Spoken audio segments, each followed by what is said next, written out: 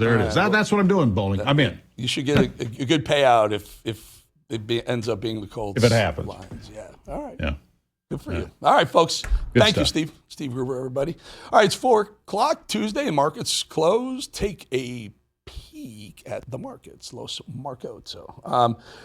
Dow Jones down all day, a lot less down, so to speak, going into the close. It was 200, 250 points earlier, 28, 30 points in the in the S&P. NASDAQ was down 153 points across the board week. Not good. Oil up a little bit. We don't like to see that. Gold continues its run over $4,000 an ounce. First time ever. $4,000 an ounce continues. See if it's sticky or not. And silver backed off a little, 47.50 for the silver market. Crypto had a rough day. Crypto or Bitcoin trade didn't do so good. Overnight, it went to 126,000, made a brand new all-time high. Opens up trading in the regular hours and just tanks down to 121,000. So what is that, about a 4 or 5% move in one day for Bitcoin? And all the crypto markets seem to be taking a breather, so to speak, after making new highs. Interesting stuff. Our first guest, love our first guest. She's here. She's back. She's been working to designate Antifa as a terrorist organization for 2 years, but Congress has yet to pass her bill. Let's get into it with Congresswoman Marjorie Taylor Greene. Welcome, Congresswoman. Well, you have a little bit of time on your hands with the government being shut down. You look terrific. But tell us about this, especially with what's going on in Portland and whatnot, Antifa. You brought a bill that designate Antifa terrorist. Trump seemed to want to sign that. What happened? How did it break down? Well, yes, I actually introduced that bill. Eric, thank you for bringing it up, to designate Antifa as a domestic terrorist organization, which I believe they are. Clearly, President Trump agrees with that, and so do many Americans. I introduced that bill several years ago, and it has yet to see the light of day on the House floor receiving a vote. I think this is an easy one for Republicans to vote yes on, but again, it hasn't made it. It hasn't been scheduled. Why not, though, MTG? Why not? Is it Mike Johnson just refuses to be, because is it controversial? I just don't get. You have the House, you have the Senate. You have this for another year and 2 months or so. Why not make the best of it and get a bunch of this stuff signed while you can? Well, that's the logical thinking there, Eric, but I'm not sure how leadership comes up with which bills should receive a vote and which don't, and why many bills never make it. I think it's pretty simple. I think we ought to go on what we campaign on and what we promise the American people. We've known Antifa to be a domestic terrorist organization as early as President Trump's first presidency, 2017, 2018. We clearly saw them as a domestic terrorist organization during BLM, and now they're back. They're literally anarchists attacking our government and attacking ICE. So I think this is a no-brainer. However, the government is shut down and the speaker refuses to bring the House back in session, so there's no bills making it to the floor for votes right now. So Antifa, there's in the U.S. Code, I think it's U.S. Code 18, Section 111, says you cannot impede officers or employees of certain agencies in the government, which means you could be arresting these people. You could be arresting for criminal activity these people. Why don't we just enforce the law and get these thugs off the streets? They're burning, and let's talk about burning flags. They're burning flags, which you also want to, and Trump wants to make a crime as well. Where's the whole, here's the problem. We love you. I love you. You're great for the American people. We come on here and we talk about all these things that really piss us off, and you guys are doing the work to make sure it's fixed. And then somehow it just never gets passed, or we don't see the perp walks. Tell us what the holdup is. Well, Eric, I'm one of those people that ran for Congress because I was angry at Republicans. Republicans actually never govern like they campaign, and I think that's a very serious issue, and it needs to be talked about more. And a lot of these problems can be solved. And Republicans have that opportunity right now. We have the White House, the House, and the Senate. And I can't answer as to why our party doesn't do that. But it is a huge frustration among the base, and it's a growing problem, which we may lose support going into the midterms because we aren't delivering on these promises that we constantly make. And I've been very vocal about it. I'm going to continue to be vocal about it because I have a business approach to my job. I think that the American people are our customer. We should view them that way, and they deserve the best service. It should be customer service. And but I hope to continue to have these conversations, calling out Republicans because we actually need to deliver what we promise. So why doesn't he? I don't want to put you in a bad spot with the leader of your caucus, Mike Johnson, but why doesn't the Speaker bring this to a vote? You're going to pass these things, and then it'll go to the Senate, and the Senate will pass these things. But is there some sort of backdoor cloakroom dealings that he's making with Democrats not to bring these things to a vote? I have no idea on that. I can tell you, and this would shock a lot of people that watch this, it may be because we wouldn't be able to pass the bill. Maybe not all Republicans would actually vote for it. But we and know, that MTG, has been a large problem. we would know who didn't vote for it. That's right. That's right. I'm a believer in that. I'm a believer in put everyone on record. I actually wrote about that in my book. It was something that I did my first term as a freshman. When they kicked me off committees, I sat there on the House floor for hours, day in and day out, calling for recorded votes so the American people could see how Congress votes. I'm a believer in look, put it all out there. And if it fails, the American people know who's the problem people and why, and then put it back to the floor, because I guarantee you those Republicans are going to hear from their constituents at home, and maybe they'll actually change their mind and vote correctly. How are you doing with the Trump administration? Now, you and I believe you're a national treasure. I think you are great for your constituents in the state of Georgia and your district.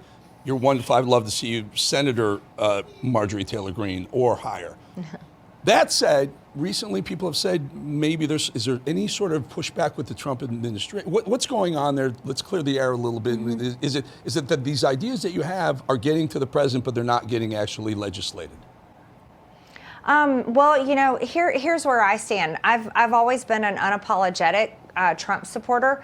I was one of the very few that stood with him after January 6th. Fought for him all over the country and helped him get reelected. Spent millions of dollars out of my own campaign to do that. And I've also supported many great Republicans getting elected as well. But I'm not let's see, what's the right way to say it? I'm not a slave, and I am independent-minded. I work for my district. That's who elected me. I got elected on my own without the Trump endorsement back in 2020. And at times, I disagree with the Trump administration. And guess what, Eric? I'm allowed to do that. I'm an American. I'm allowed to have my own opinion. And I am, most importantly, Eric, I'm supposed to represent my district. That's my job title. I also serve in Congress. That's the legislative branch. It's not the executive branch. I'm not an employee of the president. So I can support President Trump and disagree with him or his administration at times. And I think that's totally okay. I think it's a healthier conservative party when we have people like you who are able to say, Mr. President, I support you. I believe in you, which I do from this side, from the media side of this. But there are certain things I don't agree. In your willingness to do that doesn't go unnoticed, and I'm sure it doesn't go unnoticed in the White House as well. But do you get pushback? And do you get the advisors say, "Hey, MTG, can you do us a favor on this one?" But I want your voice out there. I think Trump's a better president with conservative people who back him, who say, maybe not this one, Mr. President. Just tell us about that. Yes, thank you. Yeah, I'll give you one example, and I'm probably got another one that I just created for myself yesterday. But on the Epstein files, I've unapologetically stood with women and victims of rape, especially these women. They said they were raped at 14 years old by Jeffrey Epstein. And they've talked about a lot of other people being responsible for this. And, I've stood with these women and said, look, all the files need to come out. And I received unbelievable blowback and pressure from the White House, pushing me to get off Thomas Massey's discharge petition, which I absolutely refuse to do. I'm not coming off that discharge petition, and I'm not going to stop supporting women who were raped. I'm going to stand with these women and any woman, and especially children that are victims of sexual abuse of any kind. I think that's the right thing to do. It's absolutely common sense. And, that has been shocking to me. And I've seen it as completely unnecessary, and I won't tolerate it.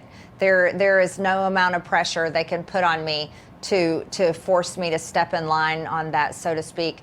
And then also, Eric, yesterday I took to social media, and I'm not going to back down on this issue either. Health insurance premiums are out of control. Insurance is out of control in the United States of America. Health insurance, house insurance, car insurance. People can't afford it anymore. And I want Republicans to have a solution, and I'm demanding it.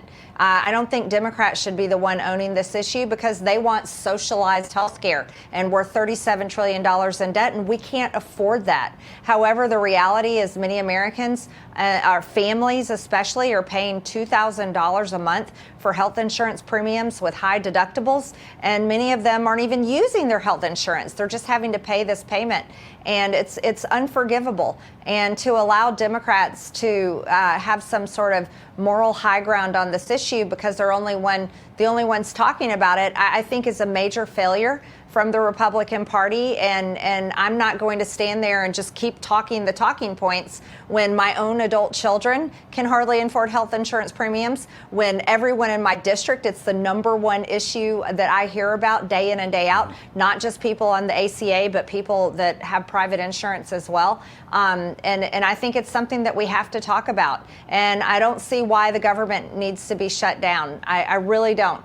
I believe that if Republicans learn to govern and wield power, they can use the nuclear option in the Senate. They can open up the government. We can get back to work for the American people, and Republicans can solve this problem that is a very big problem that we can't ignore. Well, you're doing a great job, and stay true to yourself. That is really refreshing. Instead of other people, you see them kind of flailing around trying to contort themselves into and I agree with everything that the president says, when you can't just agree with everything. It's a fool's game to agree with everything. As brilliant as he's been and as great as he's done for the country, you just don't have to, especially people who represent literally millions of people like you do yourself. Appreciate you being really transparent and honest with us here on Bolling. Marjorie Taylor Greene, thank you for your time. Thank you, Eric. I will talk to you again soon. All righty, folks. A new administration in Washington, D.C. has brought a lot of positive change when it comes to fixing our broken healthcare system. The reality is, however, that there's only so much the government can do, and that if we really, really want to make America healthy again, that starts at home with each and every one of us, and that's where the Wellness Company comes in. You see and hear from the Wellness Company doctors all the time on this network, and you know that their products are the gold standard for keeping you and your family safe and healthy. The Wellness Company gives you the opportunity to make sure you're prepared for whatever happens with their series of prescription medical kits that contain an assortment of life-saving medications. And by the way, guidebooks and the assist in the proper use of the medications. That's very important to have those too, right? Additionally, the Wellness Company offers a variety of products from parasite cleanses to methylene blue to weight loss and so much more that can help you stay healthy and live a longer and more satisfying life. Make America healthy again starts at home. Do your part and protect the health of you and your family. Go to www.twc.health/voice today and order. That's twc.health/voice and use the promo code VOICE to save 10%. All right, I'm going to do it again. This is a promo for The Edge. We have a big show coming up in 2 days, but I need you to subscribe. I'm going to look at the numbers every time. You're amazing. Take a look at this. So did you see this? This month's GQ magazine. On the cover, Glenn Powell, the state of the American male in 2025. That's exactly what we do right here on The Edge. Make sure you watch, you share, and you subscribe. And I'll do this very quickly. Show the full screen of where you need to go to subscribe to it. It's at Eric Bolling, The Edge, or you can do that. Hit that right now on YouTube at Eric Bolling, The Edge, or just use your camera. Let your camera take a picture of that QR code right there. It'll help you sign up for free. Everything's free, folks. We'll be back 2.5 minutes.